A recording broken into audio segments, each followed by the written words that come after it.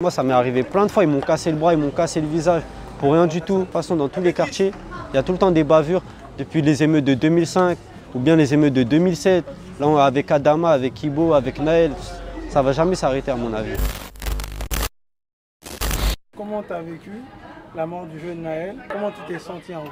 Franchement, j'ai été très attristé, très choqué aussi par l'exécution en public par un policier qui est normalement censé apporter la paix dans une ville, dans un territoire. Ça peut arriver à nous, ça peut arriver à moi, ça peut même t'arriver à toi, parce qu'on est des personnes de couleur, on est des enfants de parents issus de l'immigration.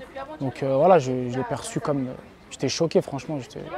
Heureusement que c'était filmé d'ailleurs. Franchement, j'ai été choquée, mais en même temps, quand j'ai entendu que la police elle était mise en cause, je me suis dit, bon, c'est triste, mais ça fait un de plus sur la liste. Là, on a eu de la chance, de la chance entre guillemets, parce que bon, Naël, ça a été médiatisé, il y a eu des vidéos là où on a clairement entendu ce qui s'est passé, et c'est pour ça qu'il y a eu du bruit. Mais il y a tellement de personnes qui ont eu le même sort, Adama, Zied, Bouna, Laramie, Mohsin.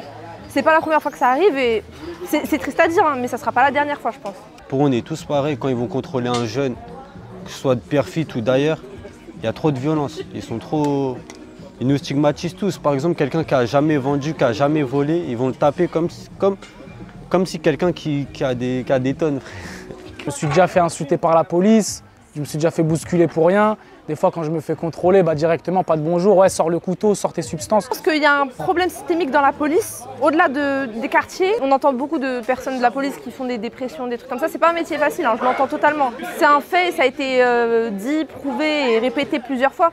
Il y a un problème de racisme dans la police et il y a un problème de formation aussi. Il y a eu le livre de Valentin Gendreau, qui est journaliste flic, qui est sorti. Il était infiltré dans une formation pour devenir policier. Au bout de 3 mois, il avait le droit de porter une arme en service. On donne le permis de tuer aux gens au bout de 3 mois et ça, c'est un gros souci. Moi, je pense que c'est plus haut, c'est l'État. L'État, c'est un État raciste. Ils nous ont tous mis dans des cités. Au final, ça leur plaît pas. Je pense qu'il y a quand même un problème de racisme par rapport à ça.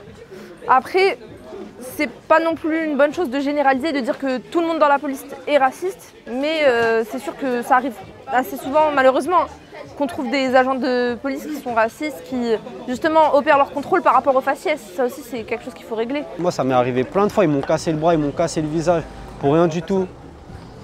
Quand même ils me contrôlent, je leur dis faites votre contrôle tranquillement, pas besoin d'agiter, ou même plein ici, hein. De toute façon, dans tous les quartiers, il y a tout le temps des bavures, depuis les émeutes de 2005 ou bien les émeutes de 2007. Là, avec Adama, avec Ibo, avec Naël, ça ne va jamais s'arrêter à mon avis. Si tu portais plainte, tu penses qu'il y aurait une suite ou non, il n'y a jamais eu. Moi, ils m'ont cassé le bras, je ne peux même plus utiliser mon bras droit, ils m'ont cassé le visage. J'ai jamais porté plainte parce que ça va mener à rien. Là, la preuve avec Naël, encore, ils cherchent encore des excuses.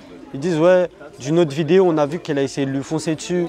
Ou bien avec Adama, ils ont dit ouais, il a été violent, il a été connu. Mais même si on est connu, ce n'est pas une raison pour être violent, il faut toujours être dans la communication. Moi, je pense qu'il faudrait vraiment prendre le rôle de l'IGPN, le revoir de A à Z, parce que de nombreuses plaintes sont posées contre la police. Malheureusement, il y a très peu qui donnent suite, ou alors pour des peines ridicules. Pour moi, il faut mettre une petite police, une police de proximité comme avant, qui sache rigoler avec les jeunes, qui sache parler comme il y a aux États-Unis par exemple, même s'il y a beaucoup de bavures. Ils mettent une police de proximité, on peut voir des fois dans des vidéos, ils jouent avec les jeunes. Pareil, il y a un travail de dialogue à faire parce que les jeunes, on leur parle calmement, il n'y a aucun problème, ils sont normaux, comme plein d'autres jeunes qui ne sont pas spécialement des quartiers, ils n'ont rien de plus ou rien de moins, quoi. Comme la SVP, ils sont avec la mairie, donc mettre une police avec la mairie qui nous comprenne plus, ou même une formation des anciens du quartier, qui taffent, par exemple ceux qui travaillent à Croizat, etc. Ils peuvent collaborer avec la police afin qu'on s'entende mieux avec eux.